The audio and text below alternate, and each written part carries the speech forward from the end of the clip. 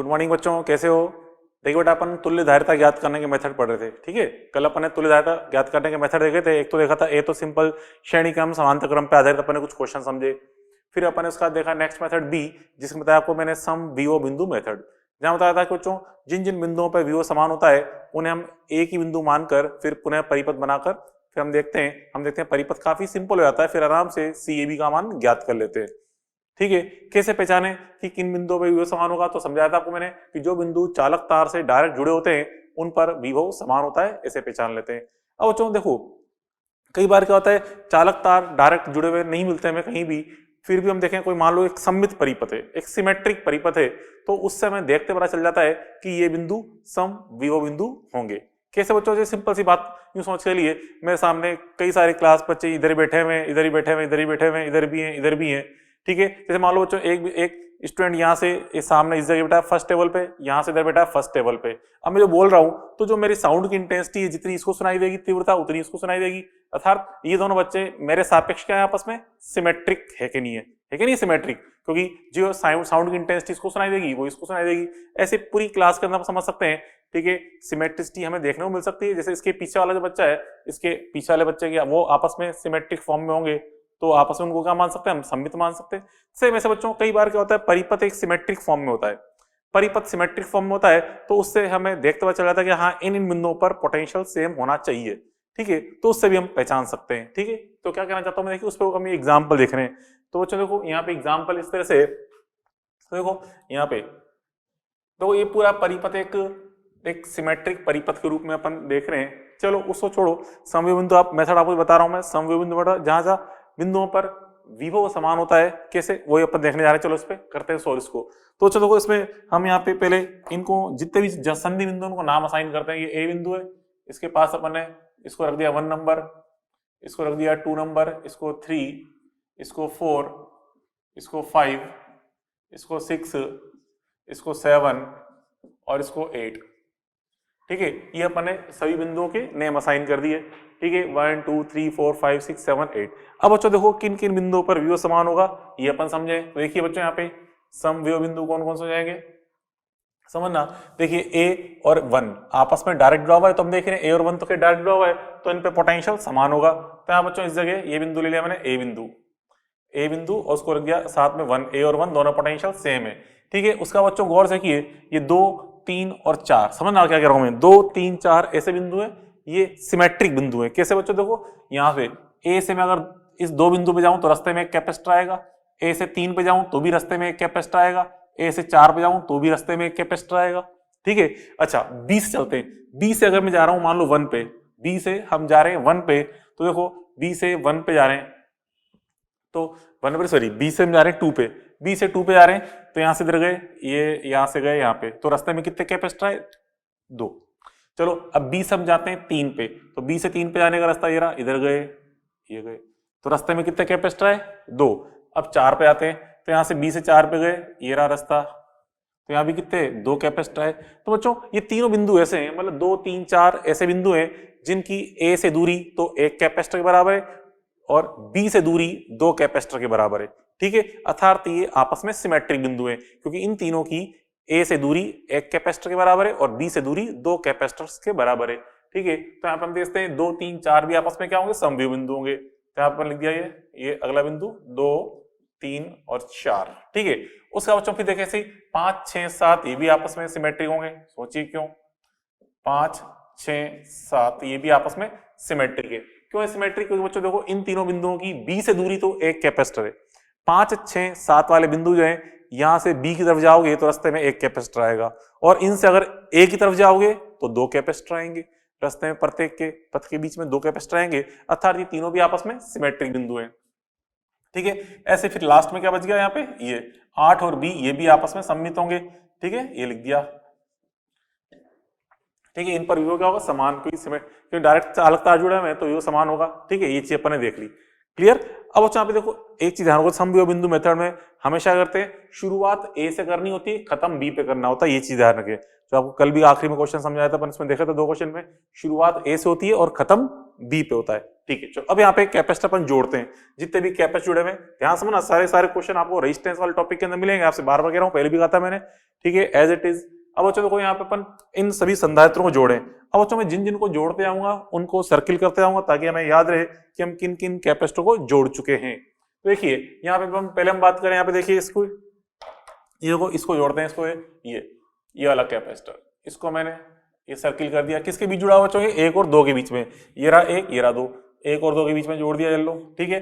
उसका बच्चों फिर चलो इसको देखें, इसको सर्किल कर दिया, 1 और 3 के बीच जुड़ा हुआ है, ठीक है, ये रहा 1 ये रहा 3, ये जोड़ दिया 1 और 3 के बीच में, ठीक है। फिर ये वाला अपन देखें, यहाँ पे ये वाला बिंदु, ये सर्किल लें, इसको कैपेसिटर किसके बीच में, 1 और 4 के बीच में, ये रहा 1 ये रहा 4, ये 1 और 4 के बीच अपन ने जोड़ दिया, ठीक है। प्रत्येक का मान C है, जोड़ दिए। चलो आगे अपन देखें, उसके बाद फिर ये वाला बिंदु देखिए, ये बिंदु, चलो इसको देखते हैं पहले, ये वाला इसको किसके बीच में जुड़ा हुआ है, 8 और 5 के बीच में, ये रहा 8 ये रहा 5, इसके बीच में जोड़ दिया अपन ने, ठीक है। उसका बच्चों फिर आगे अपन देख रहे, चलो इसको, ये किसके बीच में, 8 और 6 के बीच में, ये रहा 6 ये रहा 8, ये लो उसके बीच में जोड़ दिया अपन ने, ठीक है। उसके बच्चों फिर ये ले लें, ये किसके बीच में, 8 और 7 के बीच में, ये रहा 8 ये रहा 7, ये लो उसके बीच में जोड़ दिया अपन ने ये कैपेसिटर, ठीक है। उसके बच्चों फिर आगे देखें, फिर यहाँ पे ये वाला कैपेसिटर किसके बीच में, 4 और 5 के बीच में, ये रहा 4 ये रहा 5, ये जोड़ दिया। फिर ये वाला कैपेसिटर 3 और 5 के बीच में, ये रहा 3 ये रहा 5, ये लो जोड़ दिया। फिर ये वाला कैपेसिटर 3 और 7 के बीच में, ये रहा 3 ये रहा 7, ये लो जोड़ दिया 3 और 7 के बीच में, ठीक है। फिर उसके बाद ये 4 और 6 के बीच में, ये रहा 4 ये रहा 6, ये जोड़ दिया 4 और 6 के बीच में। फिर बच्चों ये वाला कैपेसिटर 2 और 7, ये रहा 2 ये रहा 7, ये 2 और 7 के बीच जोड़ दिया। फिर ये वाला कैपेसिटर 2 और 6 के बीच में, ये रहा 2 ये रहा 6, ये लो जोड़ दिया, ठीक है। ये सारे कैपेसिटर अपन यहाँ पे जोड़ दिए, जितने भी कैपेसिटर थे, ठीक है। यहाँ पे ये थोड़ा सही कर दूं, 2 ये 3 और ये 4 लिखा हुआ है, 2 3 4, ठीक है। और यहाँ पे लिखा हुआ 5 6 7, 5 6 और ये 7। अब यहाँ पे देखिए इस तरह से अपन ने यहाँ पे देख ली। अब इनको हम तुल्य धारिता ज्ञात करें क्या होगी, तो सिंपली आप समझो, नॉर्मल सी बात है, कोई टिपिकल है ही नहीं। ये 3 कैपेसिटर तीनों समांतर क्रम में जुड़े हुए, तीनों समांतर क्रम में जुड़े हुए, जुड़ जाएंगे, कितना जाएगा 3C। तो पहले इन तीनों का नेट निकाल लें, कितना हो गया ये, इन तीनों का नेट हो गया 3C हो गया, ये 3C। फिर बच्चों इसका अपन देखें, तीनों क्या बना रहे हैं आपस में, ये भी समांतर क्रम बना रहे हैं, कितना हो जाएगा ये 6C। फिर ये तीनों बना रहे हैं आपस में समांतर क्रम, कितना जाएगा इसका मान, ये भी 3C हो जाएगा। अब देखिए ये तीनों के तीनों आपस में क्या बना रहे हैं, श्रेणी क्रम। श्रेणी क्रम की ये तुल्य धारिता ज्ञात करनी है, क्या करेंगे, CAB, पहले 1/CAB अपन कर रहे हैं, 1/CAB बराबर क्या जाएगा, 1/3C plus 1/6C plus 1/3C, ठीक है। ये होता है श्रेणी क्रम का तुल्य मान। तो यहाँ से अपन देखें LCM ले लें, कितना जाएगा इसका LCM, 6C हो जाएगा। तो यहाँ पे यह 2 प्लस या 1 प्लस 2 कितना हो गया, 5/6, ठीक है, 5/6C। इसलिए CAB का मान क्या जाएगा, CAB बराबर आ जाएगा 6C/5। ये लो CAB का मान आ गया 6C/5, ये निकाल लिया अपन ने तुल्य धारिता का मान, ठीक है, A और B के बीच में। ये तो अपन ने पढ़ लिया समविभव बिंदु मेथड, ठीक है। आपको समझाया था जिन जिन बिंदुओं पे वो समान होते हैं उनको एक ही बिंदु मान लेते हैं, ठीक। कैसे पहचानते हैं समविभव बिंदुओं को, जो बिंदु चालक तार से डायरेक्ट जुड़े होते हैं उन पे पोटेंशियल समान होता है। और कैसे पहचान सकते हैं, अगर कोई मान लो परिपथ सिमेट्रिक है, जैसे ये रखा था, तो उसके जो सममित बिंदु होते हैं, सममित परिपथ के सममित बिंदुओं पर भी विभव समान होता है। तो अपन ने किस चीज का यूज किया, अपन ने यहाँ पे ये नोट के रूप में अपन लिख लेते हैं, सममित परिपथ के सममित बिंदुओं पर, सममित परिपथ के सममित बिंदुओं पर भी विभव समान होता है, विभव समान होता है, ठीक है। ये चीज अपन देखी।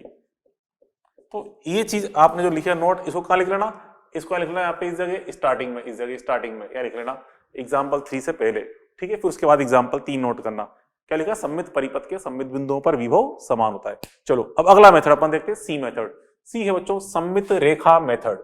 सममित रेखा मेथड, ठीक है। सममित रेखा क्या होती है बच्चों, एक ऐसी काल्पनिक रेखा जो परिपथ को दो समान भागों में डिवाइड करे, मतलब दर्पण प्रतिबिंब के रूप में, दर्पण प्रतिबिंब के रूप में डिवाइड करे, उसे हम बोलते हैं सममित रेखा। ठीक है, क्या होती है बच्चों सममित रेखा? परिपथ को सममित, मतलब ये जो सममित रेखा है ये क्या होती है? परिपथ को दर्पण, तो यहाँ पे हम बात करें सममित रेखा की, क्या होती है सममित रेखा?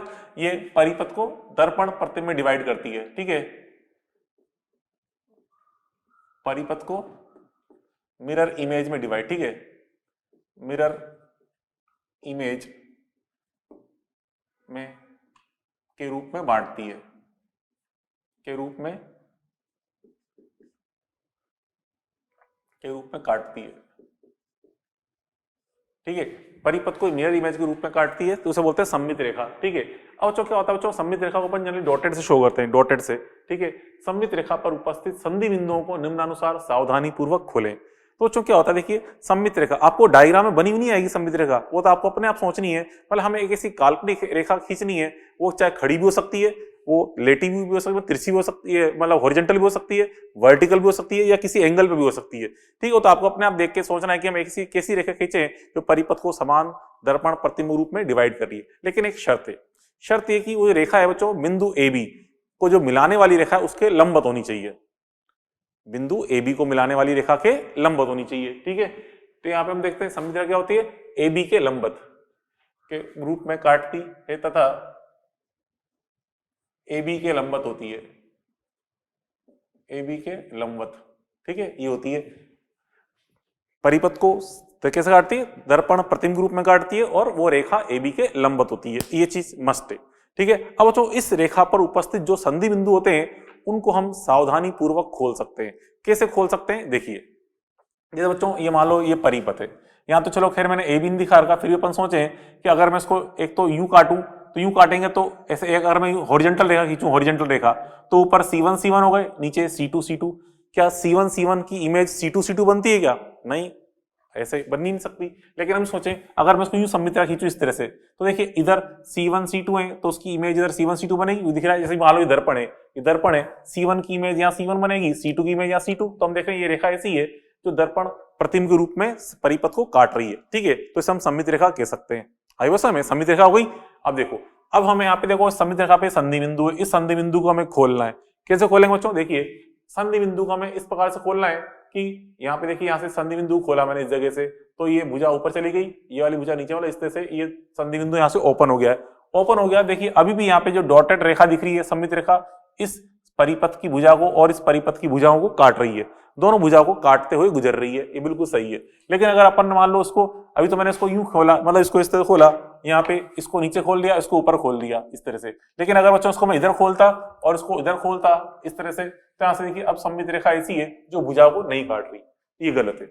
मतलब मेरी भावना को समझो क्या कह रहा हूं मैं, मतलब सममित रेखा ऐसी होती है जो कि परिपथ को दर्पण प्रतिबिंब रूप में तो काटती है, और साथ में अपन देख रहे हैं कि काटने के पश्चात जब अपन संधि बिंदु खोलते हैं, संधि बिंदु खोलने के पश्चात भी परिपथ की भुजाओं को काटती हुई जानी चाहिए। यहाँ पे तो टच भी नहीं कर रही तो गलत है, यहाँ तो देखो साफ काटती जा रही है, मतलब ये सही है।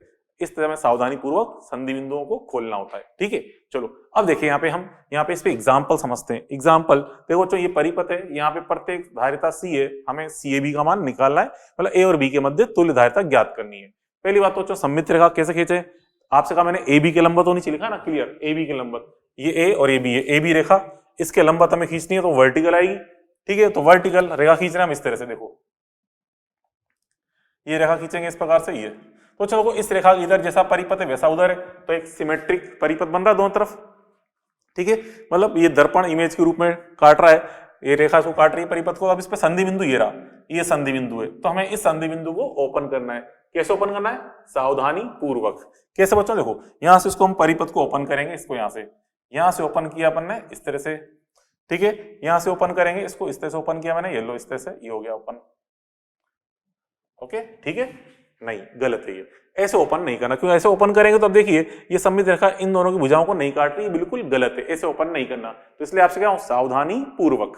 ठीक है, देखिए अब इसको हमें जो खोलना, हमें कुछ ऐसे खोलना पड़ेगा, ये बिल्कुल सही है। देखो कैसे, इस तरह से यूं, अगर आप इसको ऐसे खोलते हैं, ये इस तरह से, ये अब आपने इस परिपथ को ऐसे खोला, अब ये बिल्कुल सही है।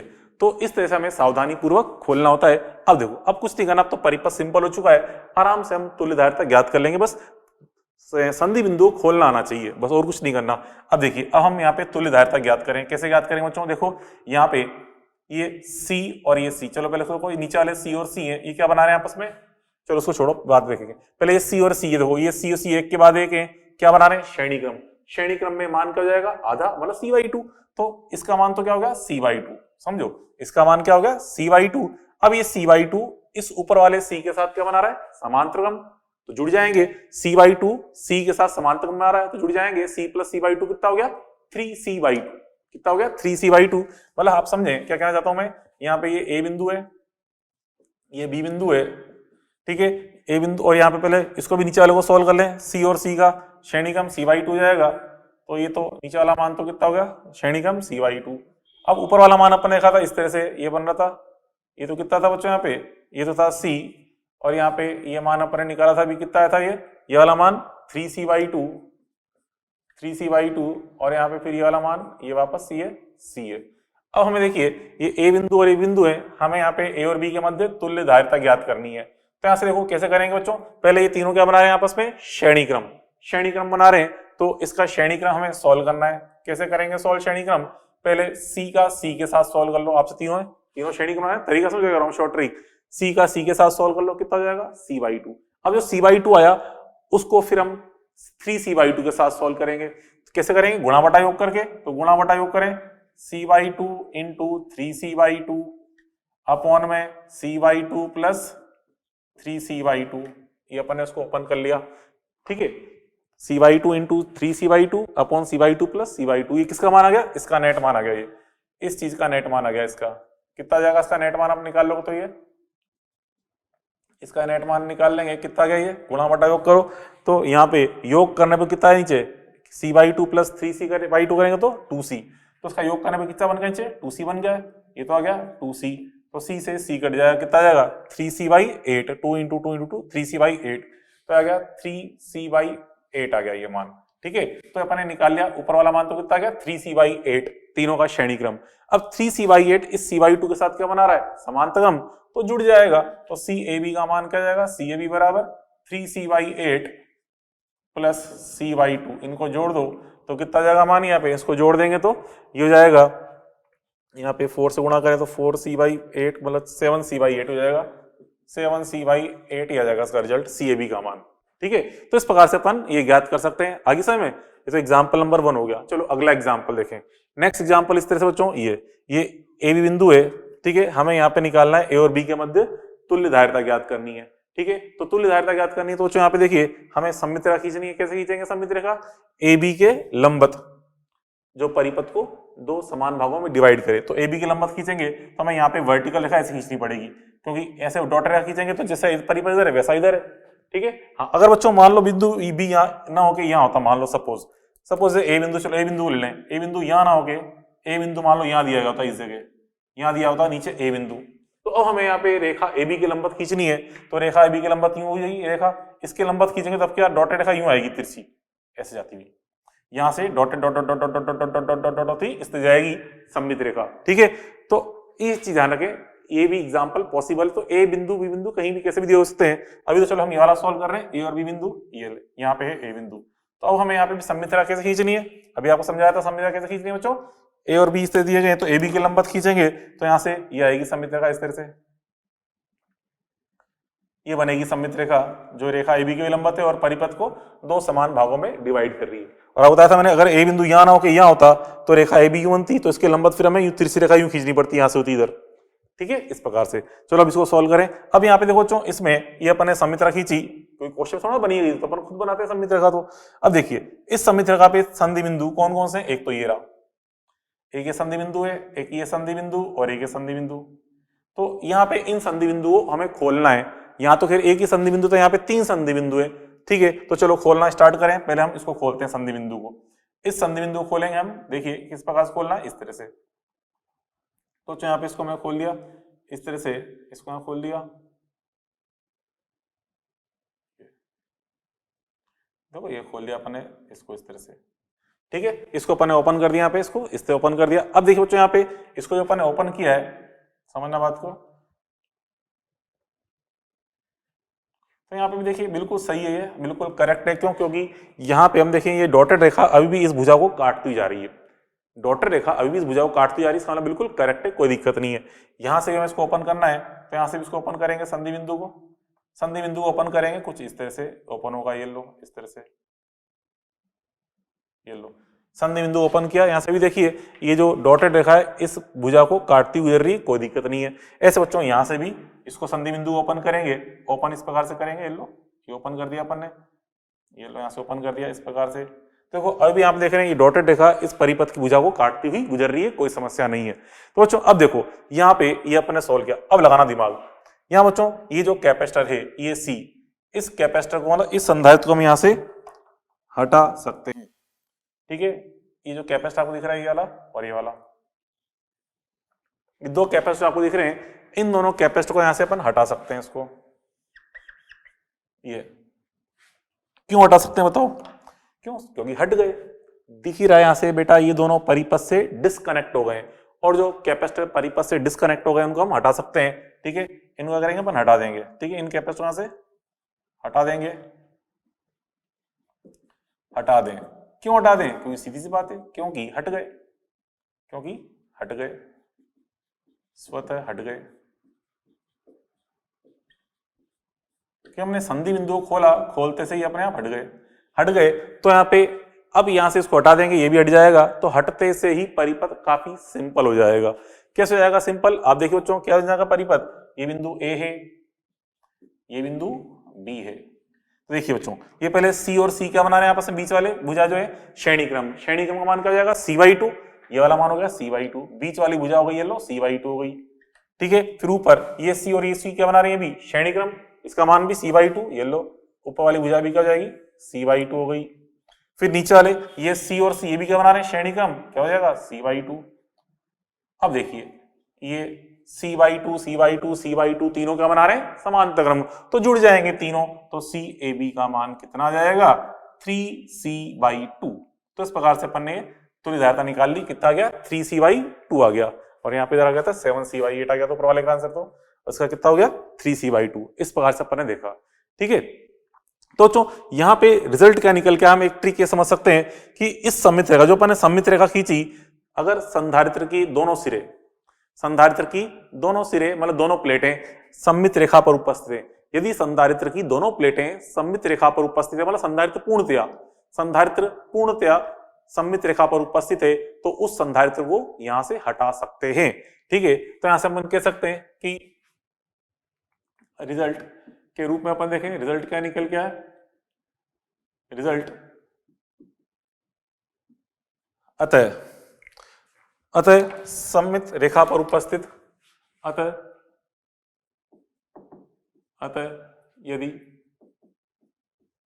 यदि संधारित्र पूर्णतया मतलब दोनों प्लेटें, संधारित्र की दोनों प्लेटें, संधारित्र के दोनों सिरे, संधारित्र के दोनों सिरे, अतः यदि संधारित्र के दोनों सिरे मतलब दोनों प्लेटें, एक ही बात है, दोनों सिरे बोलो, दोनों प्लेटें, दोनों सिरे सममित रेखा पर उपस्थित हो तो उस संधारित्र को हटाया जा सकता है, उस संधारित्र को हटा दें, उस संधारित्र को हटा दें, ठीक है। ये चीज अपन देखी, क्लियर। संधारित्र के दोनों सिरे मतलब दोनों प्लेटें अर्थात पूर्ण संधारित्र, कंप्लीट संधारित्र सममित रेखा पर उपस्थित, उसको अपन यहां से हटा सकते हैं, ये रिजल्ट निकल के आया, ठीक है। और यहाँ पे देखिए एक नोट के रूप में अगर अपन देखें, नोट के रूप में तो कई बार क्या होता है, जैसे अभी तो परिपथ अपन ने देखा 2D के रूप में, आराम से 2D के रूप में, कई बार परिपथ क्या 3D के रूप में होता है, जैसे ये वाला परिपथ था 3D के रूप बनाया था, तो 3D परिपथ को दो समान भागों में डिवाइड करने के लिए एक रेखा की आवश्यकता नहीं होती, हमें एक तल चाहिए होता है, ठीक है। एक तल की आवश्यकता होती है, ठीक है। जैसे आप सिंपल सोचें, जैसे आप जिस कमरे में आप बैठे हो, जिस कमरे में बैठे हो एक 3D कमरा ही है, ठीक है। अगर हमें इसको दो भागों में डिवाइड करना है तो खाली ग्राउंड पे रेखा खींचने से काम नहीं चलेगा, हमें बीच में दीवार बनानी पड़ेगी एक, दीवार बनाएंगे तो कमरा दो भागों में बंट जाएगा, ठीक है, तुम्हारा एक कमरे के दो कमरे बन जाएंगे। तो क्या मतलब है कि अगर कोई भी ऑब्जेक्ट 3D के रूप में, मतलब कोई परिपथ 3D के रूप में हो, तो उसको डिवाइड करने के लिए एक सममित रेखा की आवश्यकता नहीं होती, एक सममित तल की आवश्यकता होती है, ठीक है, सममित तल की आवश्यकता होती है। जैसा भी अपन ने कहा था कि अगर सममित रेखा पर कोई संधारित्र उपस्थित है तो उसको हटा सकते हैं, ऐसे ही सममित तल पर भी कोई संधारित्र होता है तो उसे भी हटा सकते हैं, ठीक है। मतलब हम देखते हैं सममित तल पर भी, सममित तल पर भी उपस्थित संधारित्र को हटा सकते हैं, संधारित्र को हटा सकते हैं। ये इसलिए लिखा बच्चों क्योंकि अब हम जो अगला एग्जाम्पल देखने जा रहे हैं, थर्ड एग्जाम्पल, इसमें परिपथ 3D के रूप में है। तो 3D के रूप में, तो 3D के रूप में परिपथ है तो उसको हमें सममित रेखा से नहीं, सममित तल से हमें दो भागों में डिवाइड करना पड़ेगा। कैसे, देखिए ये बच्चों ए बिंदु और ये बी बिंदु है, ठीक है।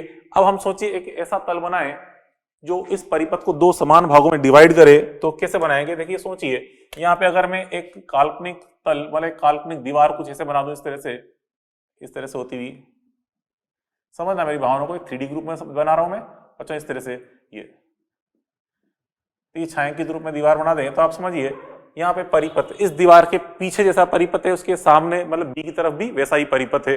तो हम देखें अब ये एक सममित तल हो गया। अब बच्चों क्या बच्चों, एक सममित तल बना दिया अपन ने, सममित तल, सममित तल हमें दिख रहा है, ये 3D ग्रुप में परिपथ है, इसलिए हमें किसकी आवश्यकता पड़ती है, सममित तल की, क्योंकि 3D परिपथ है, 3D परिपथ। तो जब भी कोई 3D परिपथ होता है तो हमें सममित तल की आवश्यकता होती है। अब बच्चों यहाँ पे देखिए इस सममित तल पे ये वाला एक तो ये कैपेसिटर और एक ये कैपेसिटर पूर्णतः उपस्थित, देखिए दोनों प्लेटें इस तल पर ही हैं, इस संधारित्र की भी दोनों प्लेटें इस तल पर हैं, इस संधारित्र की भी दोनों प्लेटें इस तल पर है, इसको हम यहाँ से हटा सकते हैं क्योंकि पूर्णतः सममित तल पर है, ठीक है। तो इसको और इसको यहाँ से क्या करेंगे, हटा देंगे, ठीक है, हटा दें, क्यों, क्योंकि सममित तल पर है तो उसको हटा देंगे। हटाते से ही परिपथ एक सिंपल रूप ले लेगा। कैसे ले लेगा बच्चों सिंपल रूप, देखिए इसका अपन सॉल्यूशन देखें, परिपथ सिंपल रूप कैसे ले रहा है, समझिए बात को। यहाँ बच्चों ए बिंदु और ये बी बिंदु है, ये ए बिंदु दिखा दिया, यहाँ मैंने दिखा दिया बी बिंदु, ये ए बिंदु और ये बी बिंदु है। अब बच्चों देखो यहाँ पे इन दोनों को हटा के बाकी परिपथ बनाया तो इस प्रकार से ये चार तो जुड़ जाएंगे, इस प्रकार से एक ये यहाँ जुड़ गया, इस प्रकार से एक ये यहाँ से जुड़ गया इधर से, ठीक है, मतलब ये कैपेसिटर हो गए, ये हो गया, ये हो गया, ये हो गया। उसके बाद बच्चों इन दोनों हटाने के बाद बाकी जो आकृति बनेगी कुछ ऐसी आएगी इस तरह से। तो यहां से अपन देखते हैं कुछ आकृति इस प्रकार से भी प्राप्त होगी, ये लो, ये समझ रहे हो मेरी भावनाओं को, हाँ शाबाश।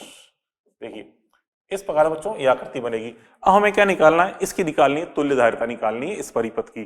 कैसे निकालेंगे बच्चों, देखो क्योंकि अपन ने अभी इन दोनों हटा दिया, इसको हटाते ही ये रूप आ गया। अब ये परिपथ काफी सिंपल हो चुका है, आराम से मान निकलेगा। देखिए कैसे निकलेगा, यहाँ समझना बच्चों, यहाँ पे ये सी और ये सी कितना जाएगा, समझो ये सी और ये सी का श्रेणी क्रम है, c/2 जाएगा, सी और सी का श्रेणी क्रम c/2 जाएगा। अब इधर का c/2 इधर के c/2 के साथ समांतर बनाएगा, ये सी और सी क्या हो गया c/2, ये भी सी और सी श्रेणी क्रम में दोनों क्या हो जाएगा c/2। अब ये c/2 समांतर बनाएंगे आपस में तो इसका नेट मान कितना जाएगा c, ये लो ये हो गया इसका मान c। कैसा है बच्चों, ये c/2 और c/2 का समांतर में क्रम c हो गया। ऐसे इधर से यहां भी एज इट इज इसका मान भी क्या जाएगा c आ जाएगा, ये भी क्या हो गया c। अब देखिए बच्चों यहाँ पे ये c, यहाँ पे ये c, यहाँ पे ये c, c तीनों के तीनों क्या बना रहे हैं आपस में श्रेणी क्रम, तो कितना हो जाएगा c/3। तो बच्चों देखो अब यहाँ पे अगली स्टेप में देखें, ये बिंदु a और यहाँ पे बिंदु b है, ये बिंदु b, तो ऊपर तो यहाँ पे मान कितना आ गया था c, ये वाला मान तो कितना आ गया था c आ गया था, c लिख दिया। अब यहाँ पे c, यहाँ पे c और यहाँ पे c, तीनों c श्रेणी क्रम में, इसलिए क्या बन जाएंगे नीचे c/3 बन जाएगा, ये c/3। अब देखिए c और c/3 क्या बना रहे हैं आपस में, क्या बना रहे हैं समांतर क्रम, तो जुड़ जाएंगे। तो CAB का मान कितना गया, CAB का मान c प्लस c/3 कितना बन जाएगा, ये 4c/3 ये आ जाएगा आंसर। तो इस प्रकार से अपन ने ये निकाल लिया। ठीक है। तो ये बच्चों पढ़ा अपन ने सममित रेखा मेथड, जिसमें अपन ने सममित तल का भी देख लिया, जिसमें अगर 3D परिपथ है सममित तल की आवश्यकता होती है। इस प्रकार से ये अपन ने सोल्व किया। ठीक है, तो चलो अब अगला मेथड अपन देखें। तो चलो अगला मेथड अपन देखें, D method, Wheatstone bridge method. Wheatstone bridge method में क्या होता है, जैसे बच्चों यहाँ पे इस प्रकार से ये मान लो 5 संधारित्र हैं। ठीक है, इसकी धारिता P, इसकी Q, इसकी R, इसकी S और ये G है। ठीक है, इस प्रकार से 5 संधारित्र जुड़े हुए हैं। यदि बच्चों इसका अनुपात यदि P बटा Q बराबर R अपॉन S है, मतलब इनका अनुपात अगर समान है, तो उस केस में बिंदु C और बिंदु D पर विभव का मान समान प्राप्त होता है। विभव का मान समान प्राप्त होने से क्या होगा बच्चों, बेटा इस G वाले जो बीच का संधारित्र है, इसके सिरों पर विभवांतर 0 हो जाएगा।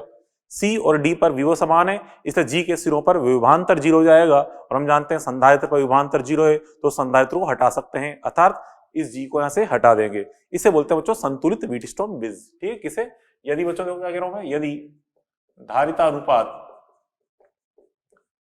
अनुपात P अपॉन Q बराबर R अपॉन S, तो ठीक है विभव VC बराबर क्या आएगा बच्चों, VD। VC बराबर VD प्राप्त होगा। ठीक है, तो यहां से इसके हम देखें G के सिरों पर विभवांतर हो जाएगा 0। ठीक है, G के सिरों पर विभवांतर बराबर 0। ठीक है, अतः इसलिए क्या करते हैं, G को हटा दें, G को हटा सकते हैं। और जो G को हटा सकते हैं, ठीक है, ये जो स्थिति होती है इसे हम बोलते हैं संतुलित Wheatstone bridge, balance Wheatstone bridge. ठीक है, इस स्थिति को क्या बोलते हैं, संतुलित व्हीटस्टोन बोलते हैं, संतुलित व्हीटस्टोन ब्रिज कहते हैं। ठीक है, संतुलित व्हीटस्टोन ब्रिज कहते हैं। ठीक है, अब बच्चों पहचाने कैसे कि ब्रिज मतलब जो दिया गया वो एक मतलब व्हीटस्टोन ब्रिज है या नहीं है, कैसे पहचाना जाए। तो व्हीटस्टोन ब्रिज को पहचानने के लिए हम क्या करेंगे, देखिए यहाँ पे कुल मिला के 5 संधारित्र हैं। 5 में से ये 2 संधारित्र ऐसे हैं जिनके लेफ्ट वाले सिरे A से कनेक्टेड है, ये 2 ऐसे हैं जिनके राइट वाले सिरे B से कनेक्टेड है, और ये ऐसा है जिसका ना तो ये वाला सिरा कनेक्टेड है A या B से, ना ये वाला। मतलब क्या मतलब है कि 2 संधारित्र, 5 में से 2 संधारित्र तो ऐसे होंगे जो A की तरफ कनेक्टेड होंगे, 2 ऐसे होंगे जो B की तरफ कनेक्टेड होंगे, और एक ऐसा होगा जो ना तो A की तरफ कनेक्टेड है ना B की तरफ। बस उसी को हटाना होता है अगर ब्रिज संतुलित है तो। यहाँ पे हम देखें ऐसे ही, देखो क्या बताया। अब कुछ अन्य रूप देखें संतुलित व्हीटस्टोन ब्रिज के अन्य रूप। तो चलो देखो यहाँ पे ये एक सारे मान मान लो इसके अंदर C है, प्रत्येक मान C है। तो यहाँ पे देखिए इसमें किसको हटाएंगे, यहाँ पे गौर देखिए ये और ये जो कैपेसिटर है, ये दोनों, ये वाला और ये वाला दोनों किसी A से कनेक्टेड है, इधर वाला दोनों ये B से कनेक्टेड है, ये वाला ऐसा है बीच वाला जो ना तो A से कनेक्टेड है ना B से, मतलब यही यहाँ पे एक G की तरह व्यवहार कर रहा है, अर्थात इसको हटाएंगे। ठीक है, मतलब ये जो कैपेसिटर है यही यहाँ पे G की तरह व्यवहार कर रहा है, इसको हटाया जाएगा, इस बीच वाले को। ठीक है, ऐसे यहाँ पे देखिए बच्चों इसमें ये भी एक ब्रिज बन रहा है, संतुलित ब्रिज, मान लो सारे मान C है, तो किसको हटाएं। देखिए बच्चों गौर से, ये दोनों जो कैपेसिटर है ये दोनों यहाँ पे इधर होके A की तरफ जुड़े हुए हैं, ये दोनों ऐसे हैं जो यहाँ से इधर होते हुए, ये दोनों होते हुए B से जुड़े हुए हैं। ये बेचारा एक ऐसा है जो ना तो A से कनेक्टेड है ना B से, मतलब इसी को यहाँ से हटाना है, यही यहाँ पे एक G की तरह बिहेव कर रहा है, इसी को यहाँ से हटाएंगे। ठीक है, उसके बच्चों भी देखो यहाँ पे ये भी सारे के सारे प्रत्येक कैपेसिटर यहाँ पे C है। तो गौर से देखिए ये 2 कैपेसिटर ऐसे हैं, ये इधर से A से जुड़ा हुआ है, ये भी इधर से होते हुए A जुड़ा हुआ है, ये वाला इधर से होते हुए B से जुड़ा हुआ है, ये वाला B जुड़ा हुआ है। लेकिन ये अकेला ऐसा फंस गया जो ना तो A से कनेक्टेड है ना B से। ठीक है, यही ब्रिज के ऊपर संतुलित ब्रिज के लिए हटने का काम करेगा, अर्थात इसको हटाएंगे इस बीच वाले को। ठीक है, चलो यहाँ पे अपन देखें बच्चों इस तरह से एक और एग्जांपल देख लें। यहाँ पे ये 2 कैपेसिटर तो ऐसे हैं, इधर A से कनेक्टेड है, ये दोनों इधर B से कनेक्टेड है, ये ही यहाँ पे हटेगा। क्यों हट जाएगा, देखो यहाँ पे ब्रिज संतुलित है, 3C/6C करेंगे मतलब 1/2, 4C/8C मतलब यहाँ भी 1/2, तो दोनों अनुपात बराबर आ रहे हैं, अर्थात यहाँ पे इसको हटाएंगे। ठीक है, इसको यहाँ से हटाएंगे, हटाते से ही यहाँ पे ब्रिज संतुलित अवस्था में आ जाएगा, मतलब एक नॉर्मल, मतलब बहुत सिंपल कंडीशन बन जाएगी। कैसे बन जाएगी सिंपल कंडीशन, देखिए यहाँ पे इसको हटाते से ही ये बिंदु A और ये बिंदु B है। ठीक है, तो यहाँ पे 3C और 6C क्या बनाएंगे आपस में, श्रेणी क्रम बनाएंगे, तो इनका गुणा बटा योग कर दो, तो 3C और 6C गुणा बटा योग क्या हो जाएगा 2C। ऐसे फिर नीचे 4 और 8C क्या बनाएंगे आपस में, ये श्रेणी क्रम बनाएंगे, इनका गुणा बटा योग करेंगे तो 8 चौक 32, 32/12। ठीक है, 32C/12 ये हो जाएगा, 32C/12 गुणा बटा योग कर दिया, 32C/12। तो यहाँ पे सी ए बी का मान, अब दोनों क्या बना रहे हैं, समांतर क्रम, तो सी ए बी का मान क्या हो जाएगा, योग के बराबर 2c प्लस 32c/12। ठीक है, इससे अपन निकाल लेंगे जो भी आंसर आ रहा है। तो यहाँ से आप इसको काट सकते हो, यहाँ से 4 से कट जाएगा, ऊपर 8 बार कट जाएगा ये, और नीचे कितनी बार कट जाएगा, 3 बार। तो यहाँ पे 3 दूनी 6 और 8 14c/3, ये आ जाएगा आंसर 14c/3, ये रिजल्ट आ जाएगा 14c/3, ये इसका तुल्य धारिता आ जाएगी। चलो अब अगला एग्जाम्पल देखें बच्चों। यहाँ पे अगला एग्जाम्पल इस तरह से बेस्ड ये क्वेश्चन है। यहाँ बच्चों इस पे 5 संधारित्र जुड़े, ये सारे संधारित्र जुड़े हुए हैं, हमें सी ए बी का मान निकालना है। तो देखो बच्चों यहाँ पे इधर गौर से देखिए, यहाँ पे ये जो 5 संधारित्र हैं, इसको भूल जाओ एक बार, ये है ही नहीं मान लो। ये जो 5 संधारित्र हैं, ये 5 मिलकर एक व्हीटस्टोन ब्रिज बना रहे हैं। कैसे बना रहे हैं, देखिए ये दो जो है ये इधर ए से कनेक्टेड है, ये ए से कनेक्टेड है, ये नीचे वाले दो हैं इधर बी से कनेक्टेड है, यहाँ से बी से कनेक्टेड हो, देखो यहाँ से। ठीक है, ऐसा गौर से देखो बच्चों, ये दो इधर बी से कनेक्टेड है, ये दो ए से कनेक्टेड है, ये बीच में अकेला फंस गया जो ना तो ए से कनेक्टेड है ना बी से। ठीक है, अर्थात ये यहाँ पे जी की तरह कार्य करेगा। इसको यहाँ से हटाएंगे क्योंकि संतुलित ब्रिज बन रहा है, इसको यहाँ से हटा देंगे, हटाते से ही परिपथ एक सिंपल रूप ले लेगा। ठीक है, तो बच्चों देखो इसको यहाँ से हटाया अपन ने, देखिए अब यहाँ पे इसको हटा रहा हूं मैं, कर रहा हूँ सोल्व, क्या आएगा देखिए, आ रही समय हटा देंगे, इसको यहाँ से हटाया मैंने, अब यहाँ से इसको हटा रहा हूं मैं, ये लो यहाँ से हटाया, हटाने से क्या बनेगा, आप देखिए, देखो इसको यहाँ से अपन ने हटा दिया, हटा देने पे अब ये रूप आया। अब यहाँ पे इसमें देखो ये दोनों आपस में क्या बना रहे हैं, श्रेणी क्रम, तो कितना हो जाएगा मान c/2। ठीक है, ये क्या बना रहे हैं आपस में, श्रेणी क्रम, ये क्या हो जाएगा c/2 और फिर ये c। अब अच्छा देखो ये जो c है, ये c इस c/2 के साथ क्या बना रहा है, समांतर क्रम, तो समांतर क्रम में मान क्या हो जाएगा, जुड़ जाएगा। तो जुड़ जाने पे c प्लस c/2 कितना बन जाएगा, 3c/2। मतलब इन दोनों टाके में खाली यहाँ पे अकेला 3c/2 लगा सकता हूँ। मतलब इस प्रकार से ये बिंदु a, ये बिंदु b है। ठीक है, तो यहाँ से a और b के बीच में अपन ने हटा के क्या लगा दिया, 3c/2 लगा दिया, 3c/2। ठीक है, इन दोनों हटा के, और इधर से ये जो मान आ रहा है ये भी क्या है, c/2 है, यहाँ से ये वाला मान जो आ रहा है ये c/2 है।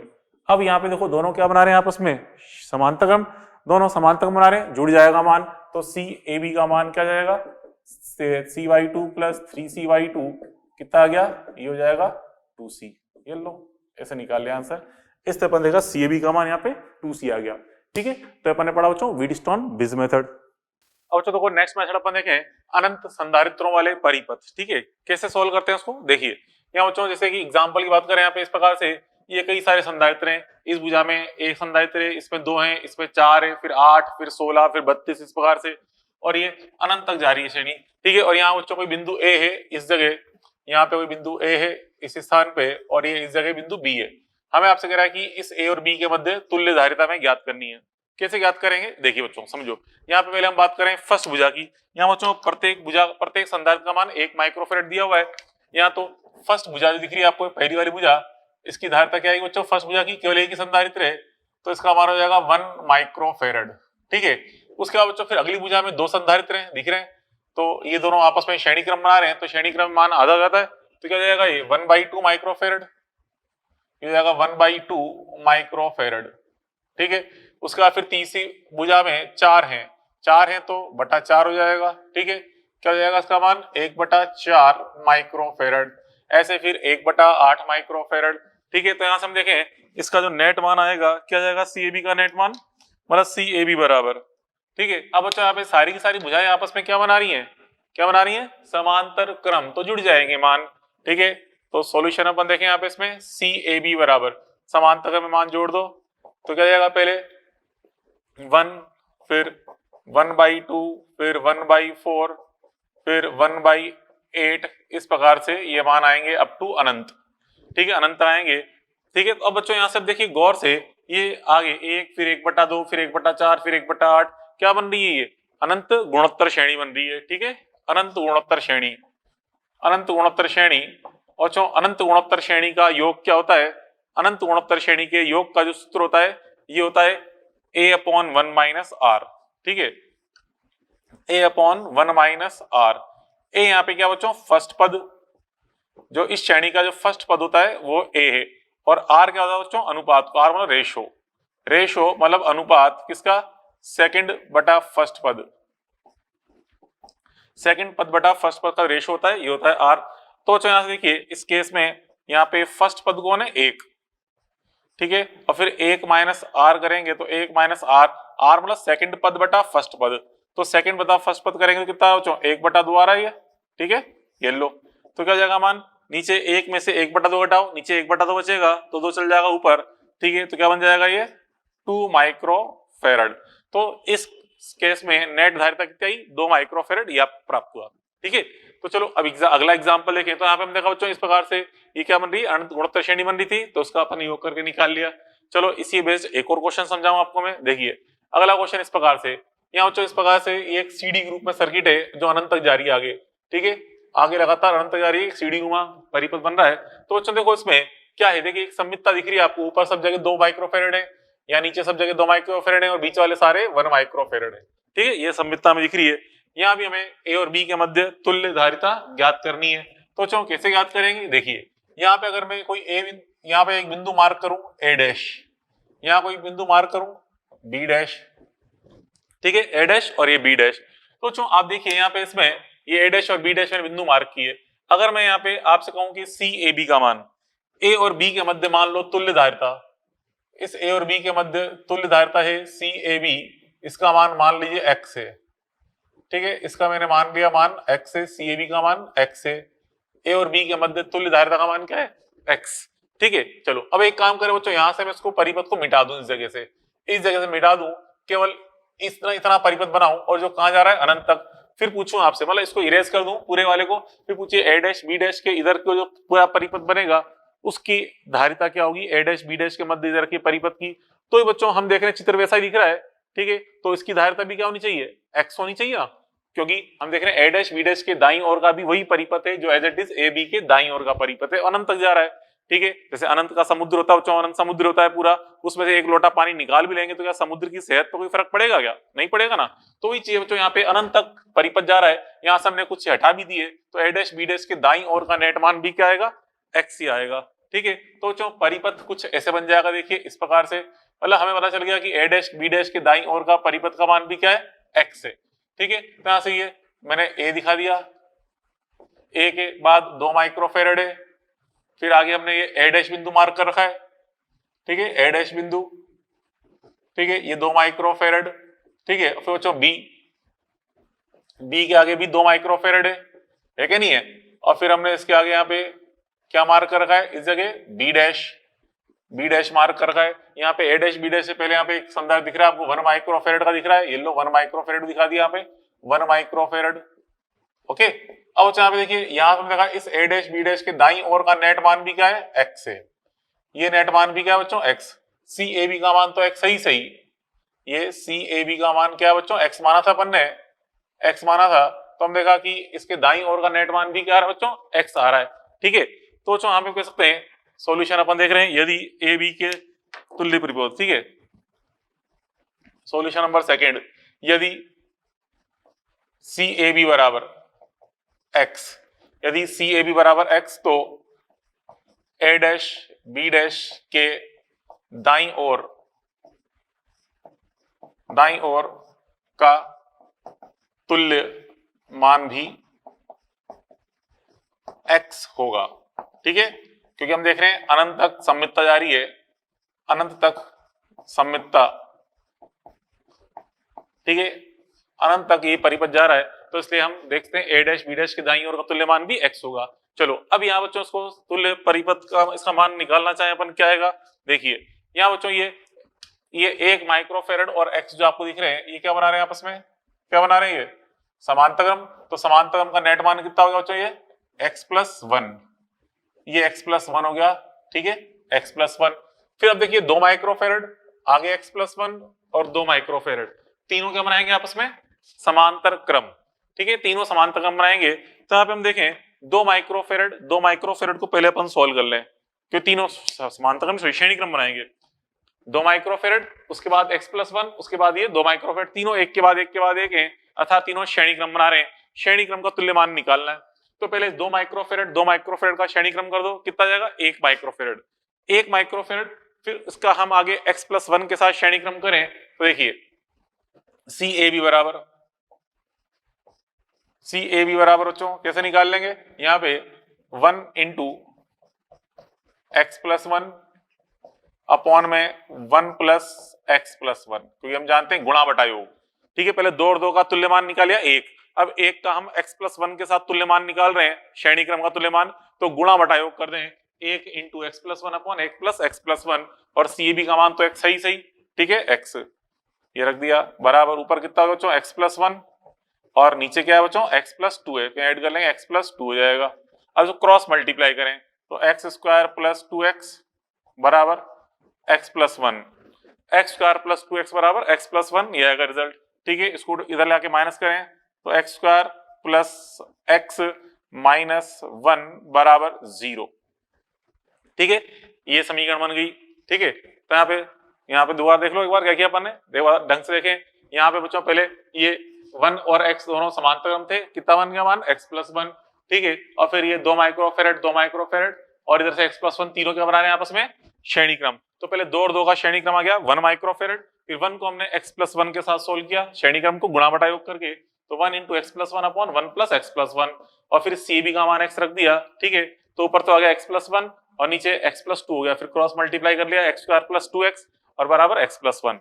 तो बच्चों इसको उठा के लेके आएंगे तो यहाँ पे कट के x बचेगा, ये इधर आके माइनस वन हो जाएगा।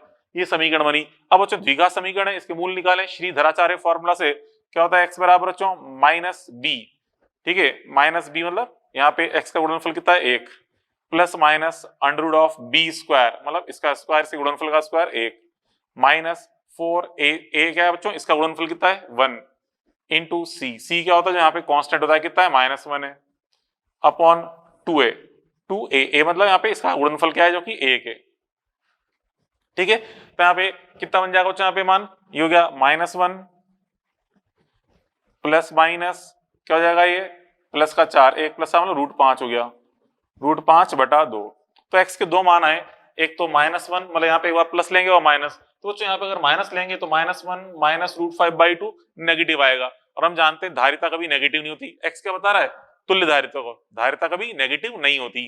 ठीक है, तो इसलिए यहाँ पे नेगेटिव वाला मान को हमें अवॉइड करना पड़ेगा, तो क्या लेंगे प्लस वाला मान। तो हम देखें आंसर क्या हो जाएगा, x equal to minus one plus root 5 divide by 2। ठीक है, ये आ जाएगा रिजल्ट। ठीक है, क्योंकि x can not negative, because x can not negative, ये अपन देखेंगे x का मान यहाँ पे नेगेटिव नहीं हो सकता, इसलिए रिजल्ट क्या आ गया बच्चों, ये आ गया। ठीक है, आइयो सर में, तो इस प्रकार से अपन ये सोल्व कर सकते हैं। बात पहले पढ़ी। अब बच्चों देखो इसके अंदर यहाँ जो अपन ये क्वेश्चन सोल्व किए, इनको सोल्व करने की एक शॉर्ट ट्रिक आपको बताऊं ताकि हम अप्रोक्सीमेट फटाफट आंसर निकाल सकें। क्या होगा, तो देखो जब भी ऐसे अनंत प्रतिरोध वाले या अनंत संधारित्रों वाले कोई क्वेश्चन आते हैं, ठीक है, तो उस केस में अपन क्या करते हैं, हम देखते हैं यहाँ पे जो मुख्य रूप से प्रभाव पड़ रहा होता है शुरू के संधारित्रों का पड़ रहा होता है, जैसे हम आगे जाते हैं संधारित्रों का प्रभाव कम होता जाता है। ठीक है, तो स्टार्टिंग के कुछ संधारित्र ले लो, उससे आपको अप्रोक्सीमेट आंसर पता चल जाएगा क्या होगा। जैसे बच्चों यहाँ पे अपन देखें इसमें, चलो यहाँ पे समझाओ बच्चों इसमें, जैसे कि यहाँ पे शॉर्ट ट्रिक अपन देख रहे हैं, शॉर्ट ट्रिक के अनुसार। ठीक है, तो यहाँ पे बच्चों शॉर्ट ट्रिक में हम देख रहे हैं यहाँ पे स्टार्टिंग के कुछ धारिताओं का ही मेनली इफेक्ट पड़ रहा होता है। तो चलो यहाँ पे इसमें अपन देखें, इसके अंदर यहाँ पे स्टार्टिंग के 3 भुजाएं रहते हैं, इसको भूल जाते हैं, चलो इसको इरेज कर दिया अपन ने, इसको इरेज कर दिया। ठीक है, तो यहाँ से हम देखें इसको, यहाँ से इरेज कर दिया, ये लो, केवल इसको हम देख रहे हैं यहाँ तक को। ठीक है, तो यहाँ से हम क्या लिख रहे हैं, शॉर्ट ट्रिक, तो आप हेडिंग डालें ना शॉर्ट ट्रिक। ठीक है, शॉर्ट ट्रिक में आप क्या लिखेंगे, शॉर्ट ट्रिक में एक लाइन लिख लीजिए, यहाँ मुख्य रूप से शुरू के संधारित्रों का ही प्रभाव पड़ता है, बस एक लाइन लिख लो। ठीक है, और फिर बच्चों यहाँ पे अब अपन देखें एग्जाम्पल नंबर 1, ये अपन देख रहे हैं, तो यहाँ पे जो अपन लिख लेंगे प्रीवियस एग्जाम्पल 1, ठीक है, पिछला एग्जाम्पल 1 ये डाल लेना। अब बच्चों यहाँ पे अपन केवल शुरू के ले लिए, और जो शुरू के ले लिए तो देखें बाकी तो है ही नहीं, केवल 1/2 और 1/4 है। चलो इनको देखें, अब देखो बच्चों यहाँ पे इनको अपन सोल्व कर रहे हैं 1/2 और 1/4 को। ठीक है, अब इसको सोल्व करें अपन, क्या आता है आंसर देखिए, पहले तो कितना आया था 2 माइक्रोफेरेड, इसका सोल्व करते हैं कितना आएगा अप्रोक्सीमेट। यहाँ देखिए 1/2 का मान 0.5 और इसका मान बच्चों 0.25, तो यहाँ से अपन देखें कितना आ गया मान, ये हम अप्रोक्सीमेट देख रहे हैं, अप्रोक्सीमेट लगभग मान अपन देख रहे हैं कितना जाएगा लगभग मान। तो यहाँ से देखिए 1.75 1.75 माइक्रोफेरेड, तो अब देखिए लगभग 1.75 आ गया, बाकी 4 ऑप्शन दे रखे होते हैं, आराम से देख लेंगे 1.75 के लगभग। यहाँ पे जो ऑप्शन अवेलेबल होगा 2 माइक्रोफेरेड अवेलेबल है, 2 माइक्रोफेरेड को टिक कर देंगे। ठीक है, इस प्रकार से अपन ये सॉल्व कर सकते हैं। अप्रोक्सीमेट कितना है यहाँ पे 1.75 माइक्रोफेरेड। ऐसे चलो यहाँ समझाऊं, यहाँ भी अपन देख रहे हैं। अब पिछला एग्जाम्पल 2, यहाँ हेडिंग डाला पिछला एग्जाम्पल 2। तो चलो अब यहाँ पे देखिए स्टार्टिंग के ही कैपेसिटर का मुख्य इफेक्ट पड़ रहा होता है। तो यहाँ से हम देखें यहाँ तक के ले लेते हैं, चलो बाकी वालों घटा देते हैं। ए और बी के निकट वाले के इतने मान अपन लेते हैं, इतनी। इससे हमें अप्रोक्सीमेट आंसर पता चल जाएगा। क्या होगा देखिए अप्रोक्सीमेट आंसर, समझना बात को। देखिए यहाँ बच्चों ए डैश बी डैश एक्स वगैरह लिख रहे हैं, कुछ जरूरत नहीं है। यहाँ पे शॉर्ट ट्रिक से अपन देख रहे हैं, अप्रोक्सीमेट अपन आंसर निकालने जा रहे हैं। क्या होगा देखिए अप्रोक्सीमेट आंसर के लिए हमने क्या किया, शुरू के ही कुछ धारिताएं ले ली, बाकी को हमने इरेज कर दिया। ठीक है, इससे अप्रोक्सीमेट हम फटाफट आंसर ज्ञात कर सकते हैं। ठीक है, चलो इसको भी यहाँ से हटा दें। ये जो रेड मार्क कर रखा तो मैंने एक्स के लिए शो किया था। ठीक है, इसको भी हटा दें यहाँ से। ठीक है, अब बच्चों देखो यहाँ पे इसको यहाँ से अपन इसको सॉल्व करें निकालें। तो यहाँ से आप देखो बच्चों इधर से कैसे करेंगे, शुरुआत यहाँ से करेंगे अपन।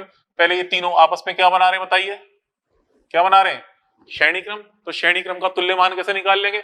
ठीक है, तो पहले 2 और 2 का श्रेणी क्रम 1 हो जाएगा, फिर 1 और 1 का श्रेणी क्रम कितना हो गया 1/2।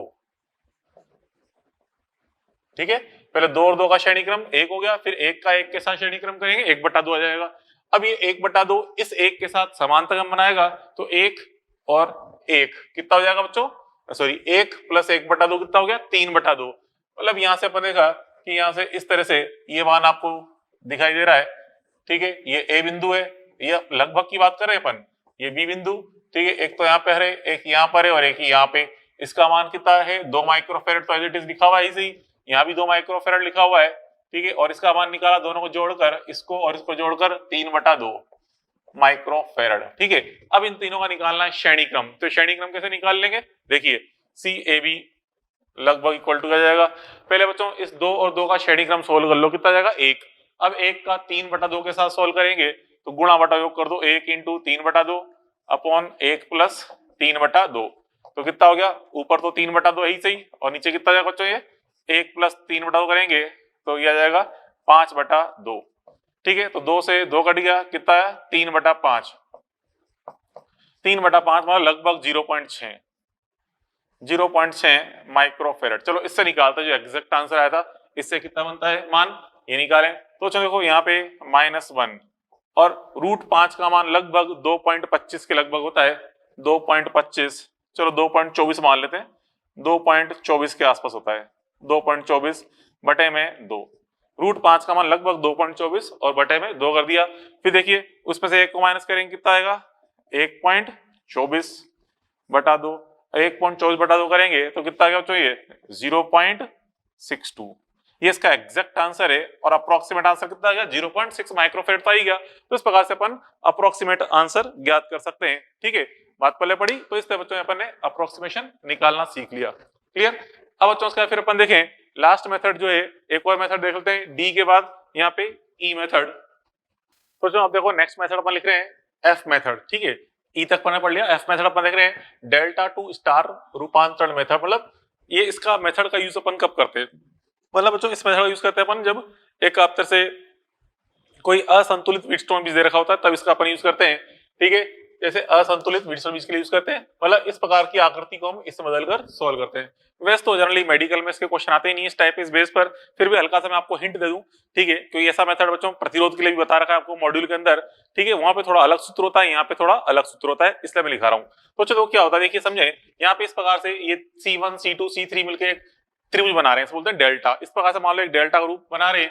ठीक है, और हमें अगर मान लो ऐसी जरूरत पड़ रही है, हमें इन 3 संधारित्रों को हटाकर हमें यहाँ पे 3 संधारित्र कुछ इस प्रकार से जोड़ने पड़ रहे हैं। मान लीजिए इन C1 C2 C3 हटाकर हमें 3 संधारित्र अगर हम इस तरह से जोड़े तो हम देखते हैं परिपथ थोड़ा सिंपल हो जाता है और हम आराम से मान ज्ञात कर सकते हैं। चलो उसको रिप्लेस तो कर दें इससे, लेकिन इनके मान क्या रखें, तो देखिए इनके मान क्या रखते हैं। इस संधारित्र का मान इसको हमने C12 नाम दे दिया है, क्योंकि ये C1 और C2 के बीच में है।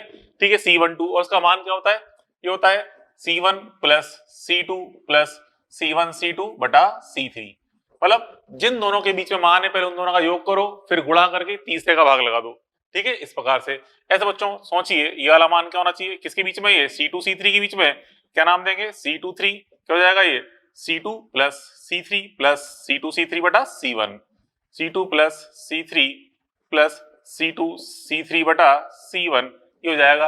एज इट इज अपन इसको भी लिख सकते हैं, ठीक है। क्या नाम रख देंगे इसको, C31 नाम रख देंगे, इसका भी निकाल लेंगे अपन। क्लियर, ऐसे भी निकाल लेंगे, लिख लेना अपने आप। चलो अब देखिए बच्चों, यहाँ पे एक असंतुलित ब्रिज दिखा रखा है, इसका हमें CAB का मान निकालना है। कैसे ब्रिज असंतुलित, देखिए 5/10 का मान क्या 10/5 के बराबर होता है क्या?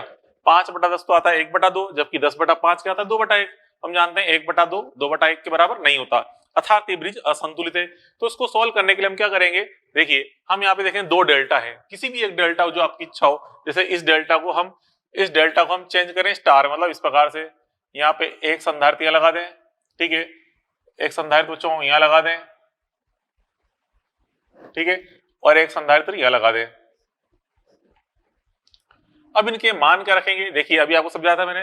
जैसे कि हम इसकी बात करें, इस वाले के लिए क्या करना है, इन दोनों का पहले योग करना है, 5 प्लस 10 प्लस इनका गुणा करना है, कितना हो जाएगा 50 बटा अगला जो लास्ट बच गया था कौन सा C3 बच गया, इसका मान भाग लगा दो 5, तो कितना हो गया ये तो जाएगा 10 प्लस 10 प्लस 5 कितना हो गया 25 माइक्रोफेरेड, ये जाएगा 25 सी हो जाएगा, सी में ना मान, तो 25 सी बन जाएगा ये मान 25 सी। ठीक है, एज इट इज बच्चों यहाँ पे देखिए इसके लिए क्या रखेंगे बताओ, इसके लिए ये किसके बीच में, इन दोनों के बीच में, तो इन दोनों का योग करो 10 प्लस 5 प्लस, ठीक है, गुणा करेंगे 50 और आखिरी वाले का भाग लगा देंगे किसका 5 का, तो यहाँ भी कितना जाएगा मान, ये भी 25 सी हो जाएगा। ठीक है, 25 सी। सेम टू सेम ऐसे ही इस वाले के लिए हम करें, इस वाले के लिए क्या होगा मान, इस वाले कैपेसिटर के लिए किसके बीच में, इन दोनों के बीच में, तो 5 प्लस इनका गुणा 25 बटा जो थर्ड था कौन सा था 10 वाला, इसका भाग लगा दो, कितना हो गया बच्चों यहाँ पे, ये जाएगा मान 5, ये जाएगा 5/2। ठीक है, तो 5 प्लस 5 बटा 2 मतलब 25/2 हो जाएगा, ये 25/2 सी। ठीक है, तो क्या करना है बच्चों आपको, यहाँ पे आप देखा इन तीनों को हटाकर, ये जो ब्लैक वाले तीनों है इन तीनों हटा के इस तरह से रेड वाले 3 लगाने और उनके मान बता दी क्या है ये। अब बच्चों देखो परिपथ क्या बन जाएगा, इस ये रूप धारण कर लेगा। ठीक है, ये वाला मान 25 सी, ये रहा 25 सी, ये वाला मान जो आया था रेड वाला 25/2, ये रहा 25/2। ठीक है, और ये आया था 25 सी वाला, ये रहा। ठीक है, तो हमने यहाँ से जो था यहाँ पे डेल्टा उसको हटा के ये स्टार बना दिया, बाकी जो 10 सी और 5 सी तो एज इट इज ये 10 सी और 5 सी। अब इनको हमें सरल करके निकालना है, थोड़ी सी लंबी कैलकुलेशन है इसलिए मैं डायरेक्ट यहाँ पे सोल्व कर दिया है। देखिए अब बच्चों इन दोनों क्या बना रहे हैं आपस में श्रेणी क्रम, तो इनका गुणा बटा योग कर लेंगे, तो इनका गुणा बटा योग करने पे 50/9 बन जाता है। ठीक है, ऐसे ये दोनों क्या बना रहे हैं श्रेणी क्रम, इनका भी गुणा बटा योग कर लेंगे 25/6 बन जाता है ये। ठीक है, अब बच्चों फिर ये और ये आपस में क्या बनाएंगे समांतर क्रम, समांतर क्रम में इनका योग करना पड़ेगा, मतलब 50/9 प्लस 25/6 इनका योग करेंगे तो योग करने पे आता है 175/18 ये बन जाता है। ठीक है, अब देखिए 25 सी और इधर का पूरे का नेट मान क्या है 175/18 25 सी और 175/18 दोनों क्या बनाएंगे आपस में श्रेणी क्रम। तो श्रेणी क्रम के लिए क्या करेंगे, इनका गुणा बटा योग, तो इन दोनों का गुणा फिर इन दोनों का योग, ये कर देंगे तो सोल्व करने पे आ जाता है आंसर एग्जैक्ट 7C, ये बन जाता है इसका एग्जैक्ट आंसर। ठीक है, तो इस प्रकार से अपन ने यहाँ पे ये तुल्य धारिता ज्ञात करने के सारे मेथड देख लिए। ठीक है, जो पॉसिबल थे। चलो खैर आज के लिए वो थे, बाकी कल मिलेंगे। ठीक है, और कल एक्स्ट्रा कुछ नई नई चीजें सीखेंगे अपन संधारित्र बेस्ड। Okay, good bye.